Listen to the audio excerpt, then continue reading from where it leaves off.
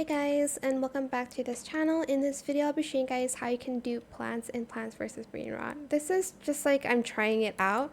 So if it's almost restocking, you're just going to press on the kind of like item that you need, for instance, like eggplant, and it can give you like double your like seeds, I guess.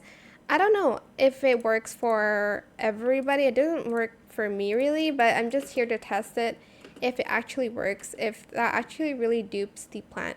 But there isn't really a way to dupe plants or brain rots in this game, unfortunately. But yeah, that's pretty much it really for this video. I hope it was helpful for you guys. Don't forget to like, comment, share, and also subscribe to this channel if you haven't done that already. If you have any more questions about this video, just leave it in the comment section down below. I'll try my best to answer them all for you guys.